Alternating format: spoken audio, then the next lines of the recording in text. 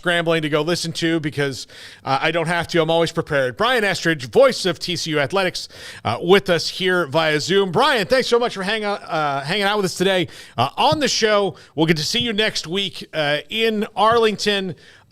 Is it strange to be the best team in the conference one year and then the next year be ranked fifth in the media poll because there's a lot more unknowns than normally would be coming off of a national championship game run? Yeah, good to see you, Paul and Craig. I was disappointed that Dave's not there because I think I saw his ballot, and I think he had Texas 1 and Oklahoma 2, and I was going to ask him about that. A little surprising, yeah. I mean, But haven't we become accustomed to this? So, I mean, isn't Texas always picked high and overrated and fine? It's almost a case where you go, you know what? I got the preseason ballot. Do I even vote this year? Because we know that Texas is going to be picked highly, and everyone's going to say, look at the talent, look at the roster, but you got to take into account everything. And we know that. So, yeah, I mean, I think that I think there are a lot of question marks in this league. I think that last year we had a ton of questions heading into it, and maybe we have a little more answers this year. When you look at a team like Kansas State, and I still think that TCU is going to be a quality team, and everybody tells me Texas is going to be world beaters. So maybe that answers some of that, but. Yeah, I think that might have actually played into Sonny Dykes' hands, to be honest with you, fellas, when he saw that preseason poll.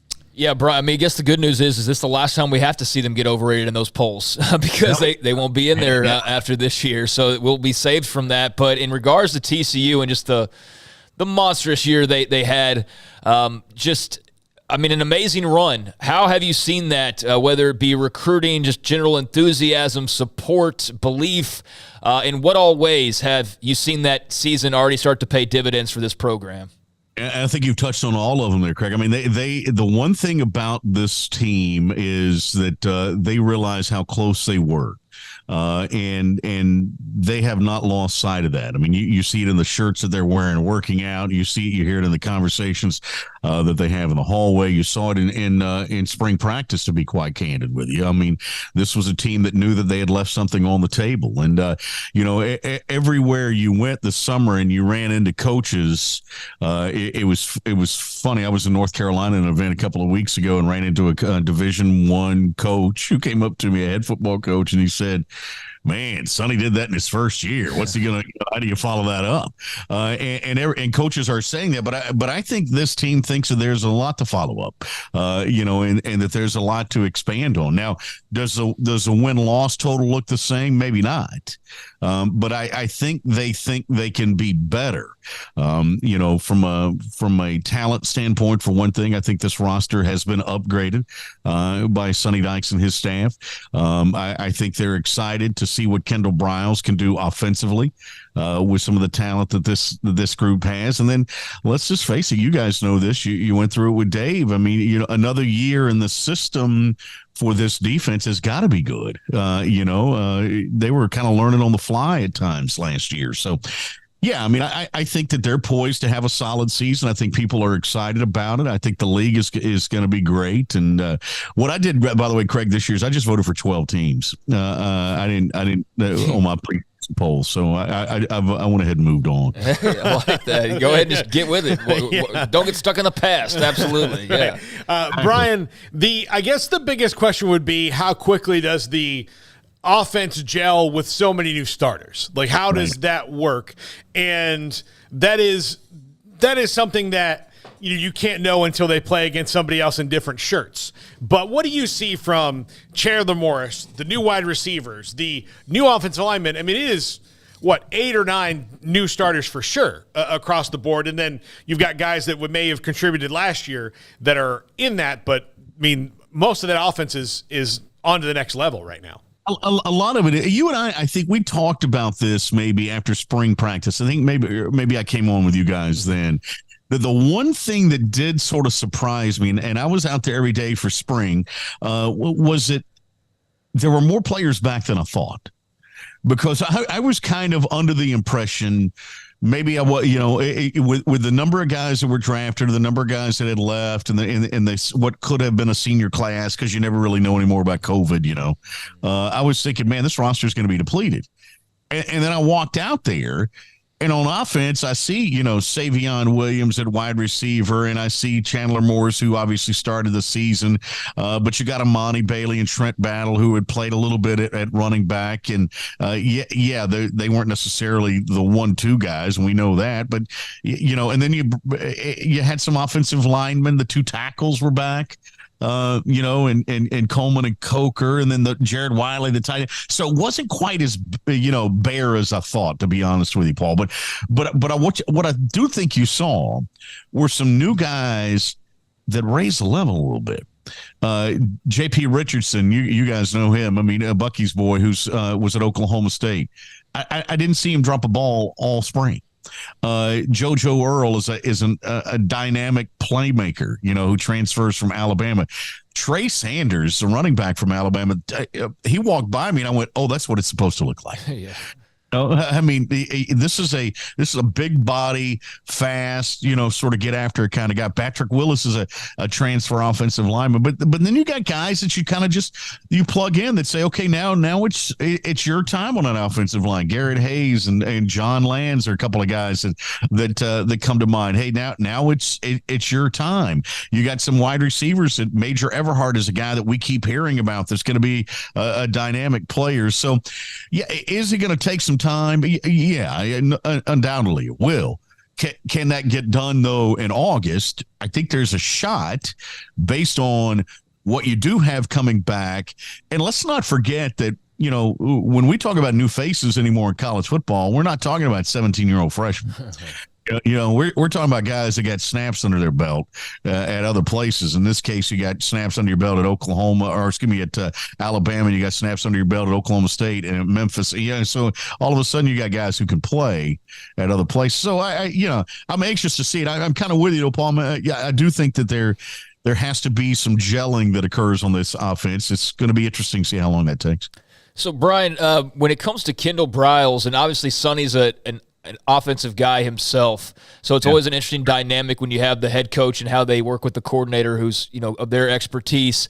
It obviously worked really well with Garrett Riley, who's now seen his stock rise, and he moved on to Clemson. But with Kendal, and there's tons of familiarity that he has on that staff. He's back in Texas, and he didn't necessarily have everything that he would probably have liked to have had at Arkansas. How have you seen him kind of come in and acclimate himself, and what's that sort of relationship like as far as the offense goes with he and Sonny, and what you kind of expect that'll differ from, what we saw a lot a year ago? Because obviously the personnel being different, Chandler was Max Duggan's going to create differences as well. Yeah, and I think, by the way, just a side note, I think Max would have loved this offense. Oh, yeah. I think he would have loved Kendall's. I think he would have excelled in it, because you do have, that element of the run game with the quarterback that's so important to Kendal. I since it's just the three of us talking, I'll be candid with you, fellas. Okay. When Kendal took the job, obviously I was like, I wonder. I wasn't in the I hate everything Briles camp. I never was that, but I was like, oh, how's this going to work? What's this dynamic going to be like? How will fans react? How will players react? How does this all? And the more I was around him, the more I got what Sonny was saying, and that was, hey, you got to give him a chance. You got to give him a chance. You got to give him a chance. He said, I think that the cool thing about Sonny Dykes is he had built up equity, obviously, in last year's season. And with that equity, he said, you know what? I'm going to do the right thing.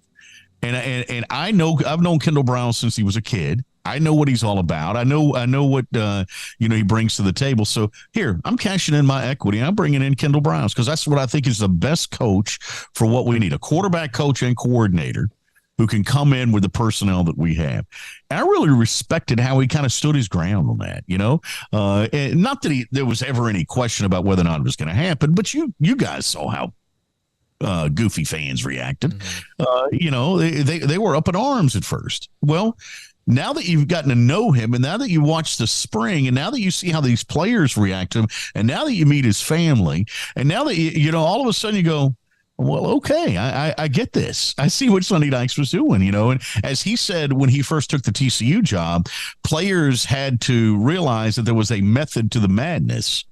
I think that's got to be the same here with TCU fans, with Kendal Briles. You got to realize that there's a method to the madness of bringing him in. Now, what is interesting, and I love kind of not poking the bear, but I do like asking the question periodically, and you bring up a good point, is Kendall's offense is different than Sonny's offense. I mean, Sonny's an air raid guy. Kendall's got, there's a little bit of air raid tendency in it, but it's not the air raid, pure and simple. Right. So that has been interesting. But, Sonny really loves his short passing game. And he talked about that, and he said that's one of the things that the air raid lacks. And so maybe if you combine the best of the two, that's what you're kind of hoping for, right? That's what happened when they formed Reese's Buttercups. So if you can get the best of the two and put them all in one, then we might have a hit here. I've never heard a player that I know that Kendall coached on offense complain about the system. They all loved it. Now, I've heard defensive players complain about practicing against it to no end on how hard that was. But, yeah, that is something and it is, of the places that Kendall's been since he left here, this to me is by far the best fit for him because of what they're trying to do, because it always felt to me the other stops, it was, well, let's see if we can do this here, as opposed to Sonny knows exactly what he wants to do and he knows exactly who he wants to do it, as opposed to what I think FAU, FSU, and Arkansas were doing is, we're going to try to do this here. Let's go get a guy we think can do it, and like Kendall can, but it wasn't ever, here's, we're going to, especially, I'll tell you, at FSU, they just did not let the reins off, which made no sense to me.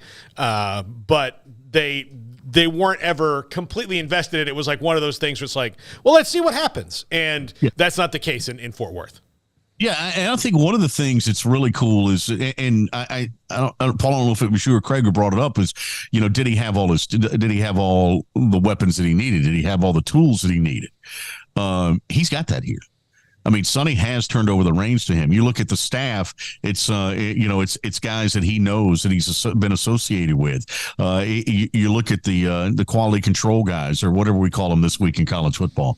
Analysts. I never had a cool title like any of that stuff. Like 24 with these running around with these great titles. Anyway, they're all his guys. I mean, this is what he wants to do, and let's face it. I mean, you got to kind of also look at Chandler Morris as a guy grew up watching this system, grew up playing in this system to a degree there. I mean, so it's kind of, it could be the perfect storm for this offense right now. So I remember watching college football kickoff last year, and TCU and Colorado were playing, and it wasn't an awfully memorable game. It wasn't even that great of a game really at times, and we know what happened with Colorado and TCU. They went very separate ways. But they're going to rematch or play the other side of that agreement, and it's got a wildly different look this time because of who's going to be roaming the Buffalo sidelines. Everything Dion is magnified and bigger and all of that, but how much sizzle does that put on their opener playing Colorado to have you not only have the backdrop of like the realignment stuff, give or take that, but the Dion factor. How much more electricity do you think that brings to that opener? Oh, unbelievable. I mean, you had TV networks fighting over it. You have, can we break news here that I think, and I didn't hear this from TCU, but I know that it's in the discussion for game day. So I mean, you got that going on. Big. What's the Fox show? Big whatever Saturday. Big noon kickoff. Yeah, I mean they were, those guys were all kind of fighting over it. They wanted that game, and so, yeah, I mean it's going to be a crazy atmosphere. You guys know that, and I have no idea what we are in for on that day as far as participants watching. I have no idea what Colorado's in for this season with prime. I mean, it's either going to be amazing or a train wreck. I don't think it's anywhere in between. And so, and I think we won't. I think we find out at kickoff, and so it's got to be the hardest team in America to scout for, though, isn't it? I mean, with all the new faces. Absolutely. 35 new guys since spring, so you can't even use the spring film to learn anything about them. I called Mark Johnson, who's a terrific play-by-play guy there, and I said, "Hey, Mark, I'm trying to get a head start on you guys," and he said, "Well, you're ahead of me." Because I got no idea. Because I said, "Hey, can you help me at all in the 2D?" No, I have no idea. I don't even know numbers. I mean, and that's just I think that's what we're going to battle here. But I do think it also creates a sense of anticipation, but it also creates a sense of urgency that I think that coming off the year that you had last year at TCU. And I think this might be really good for them to have a sense of urgency. I think it's better they roll out against the Colorado with Prime than it is if you rolled out, against, Tarleton. They played Tarleton last year. I just think it's better. You get what I'm saying? I mean, does that make sense? I don't know if that makes any sense. Oh, yeah. Oh, absolutely. I think comes with that I think will be good for them. Well, I mean, Prime versus the national runner-up is a way better game, right? That. I mean, I don't need to know the 51 new guys. I don't need to know that. I need to know Dion. I need to know Sonny Dykes. Trying to make it. Trying to do it again. That's all I need to see for me to be excited about it. By the way, Dion back with Nike today, officially, by the way. Oh, really? Oh, okay. Yes. Really? Yeah. Oh, wow. Yeah. Colorado Nike school. All of a sudden, Dion Nike again. Imagine how that works. And by the way, let's don't demean what could have been the matchup TCU and Tarleton. I mean, it is Todd Whitten's last year at Tarleton. We know that. So that could have. But you're right. Maybe with Prime, it is a little bit of a higher stature. Yeah, just a little bit. just a little bit. Just a little bit. All right, Brian. We talked about Chandler. You talked about Chandler Morris throughout. He had, such a weird thing where an injury that he came back from, but wasn't the starter again, but never kind of wavered in that.